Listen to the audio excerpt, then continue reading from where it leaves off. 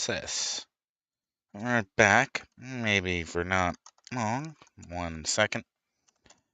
Player was running the ski slopes in Pocket D. So I brought on my kinetics to boost them.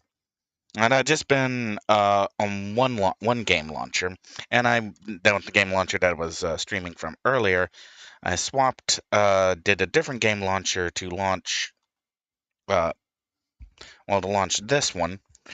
And if you're asking why, it's, I do two instances at once. So having two launchers uh, helps keep the instances separate. So, anyways, uh, the second launcher here, for whatever reason, I was having a significant amount of lag, and I'm not sure why. And after a reset clear, I'm not picking up the lag now, so I'm not sure what's going on. Anyways, as I was trying to look down for what would cause a lag or drop, or maybe it's a server communication error, um, another person notified me that comments were still being disabled for posted streams. Now, in the past, I've gone in and deliberately set upstream and YouTube settings to enable comments. Now, the interesting or potentially interesting thing here is that to my knowledge, I've never made any direct modification to the ability to post comments. And one of the methods of censorship to deplatform, to take away the ability of somebody to make a particular statement, and to deny the ability for people to read comments. Now, we know for a fact that Google/YouTube have been censoring and removing comments and posts that did not align with a particular political objective. We know they've done this. I don't worry about comments that much for pretty much the same reason that I don't really care about the stream analytics. I know the analytics are I know they are falsified to the extent that they can plausibly be falsified. In that, people have sent me screenshots, I've seen links to my videos on other sites, and those people who have watched the videos, who have linked to the videos, none of that data is showing up in the analytics. So either a whole range of different people in different countries in different chat systems on different networks are all working together to make it seem like there's viewership when there's not. Or, well, this actually went pretty smoothly. Or the alternative is Google YouTube is just lying. Well, between somebody who sent me a screenshot of their phone, or somebody who sent me a link to a Reddit post where the video is embedded, to the viewer count that are tracked in a forum where the video is embedded, or to the information, the reactions in a Discord channel where the video is embedded, and I can see that obviously somebody has done something, and still no views are showing. I'm flat out saying I don't trust the Google YouTube numbers. I observably can tell that they are inaccurate. I can theorize as to why they. I missed. That's annoying.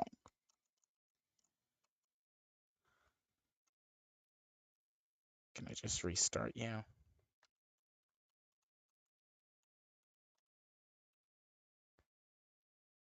Nope, it's going to force me to go back through.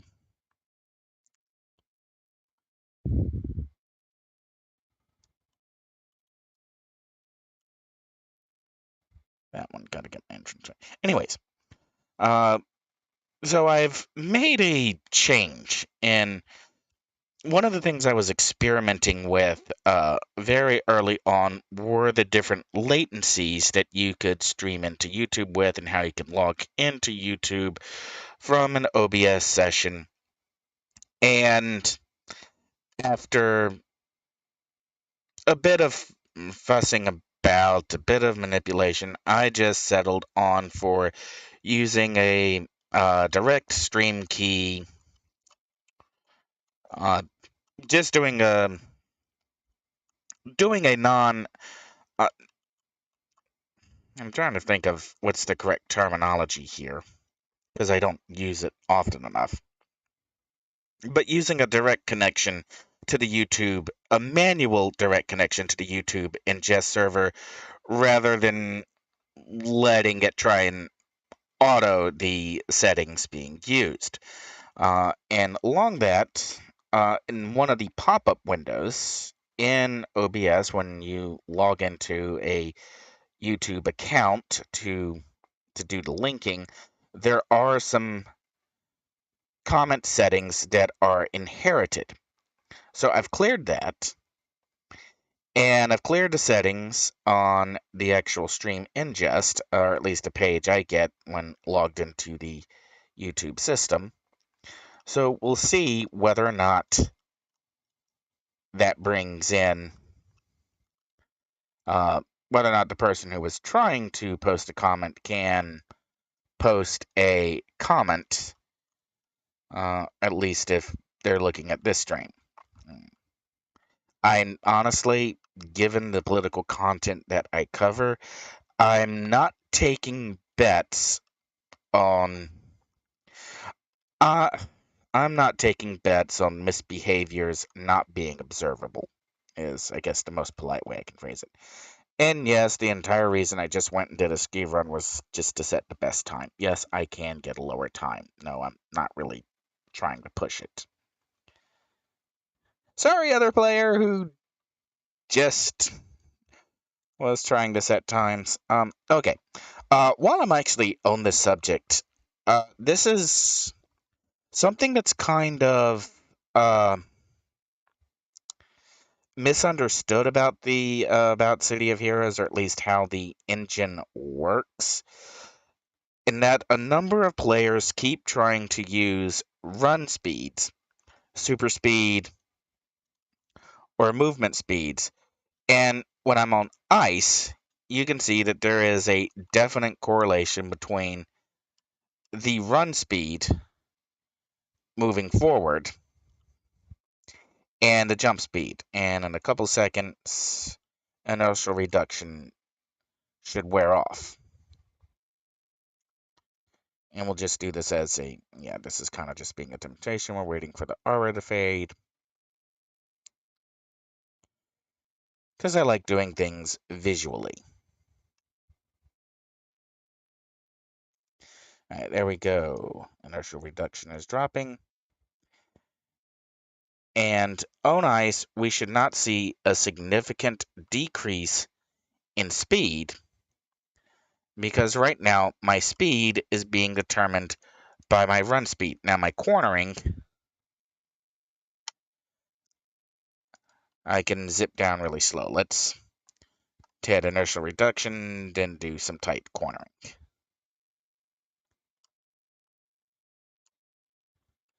So a lot of people think that, ice is the same as a ski slope. That isn't actually true.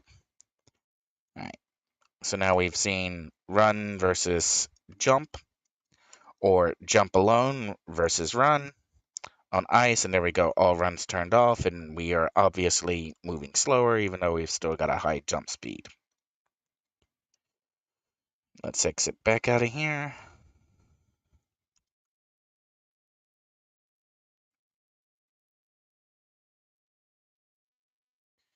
And we're back in Pocket D. And we'll demonstrate. We'll turn off Ninja Run, we'll turn off Combat Jumping, and we'll just do Sprint. And we will do the Bunny Slope. Bunny Slope with Run. And you might notice I have very little. You can watch where the character is pointing, and there's not really any sharp movements one way or the other.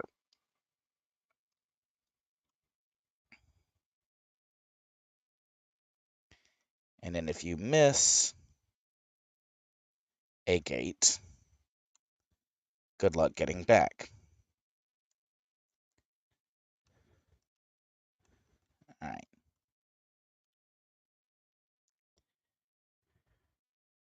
There we go. That was the bunny slope, and that was 41 seconds. Okay.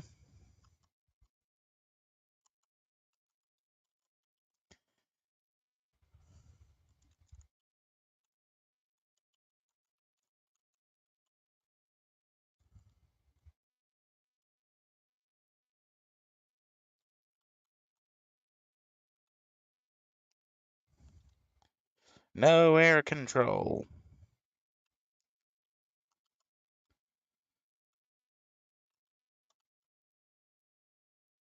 Okay, now we're going to turn off run, and we're just going to turn on combat jumping.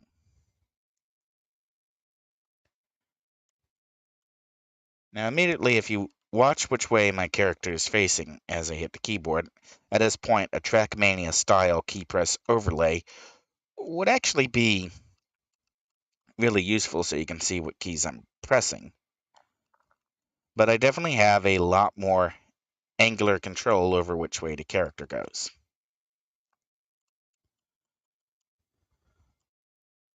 And so just with combat jumping, and now that was 30 seconds.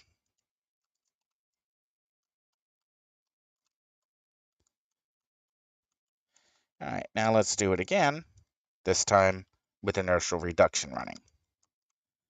Pump inertial reduction, and off we go.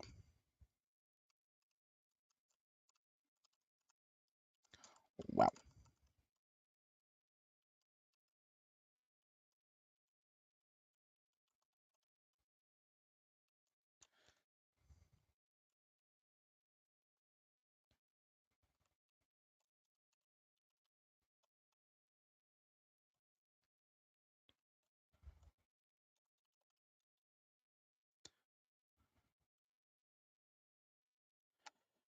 And that was not brilliant.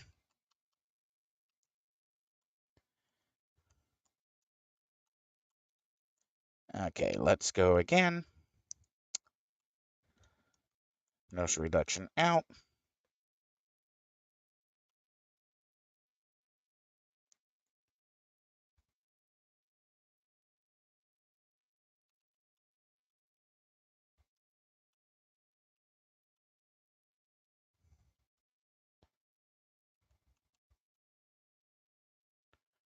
There we go. And how was that? 19.99.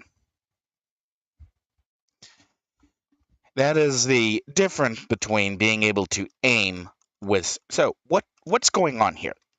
Well, the short answer is what's going on is that you're actually in a fall state. You're not actually in a traction state.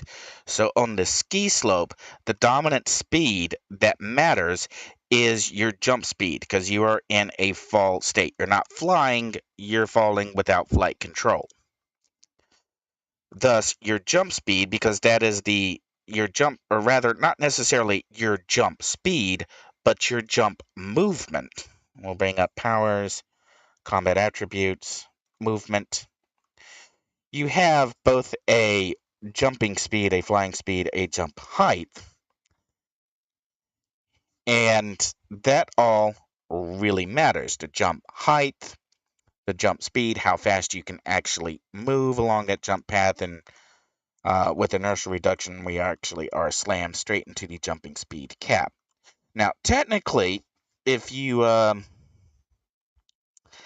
have a character with a higher flight speed than jump speed, you could possibly run the course with you could possibly run the courses with a flight character even faster if you just hit afterburner and just ran max flight speed all the way down. Possibly could pull it off. But hopefully that also answers for, it's like, I have all this run speed. Why can't I get a good time on a ski slope? Because the run speed has absolutely zero factor in the mechanics of how the ski slope works. Alright, so it's whatever reason, my net graph looks perfectly fine now. No lag. I pulled off beating both of the records that were set by another player on both ski slopes.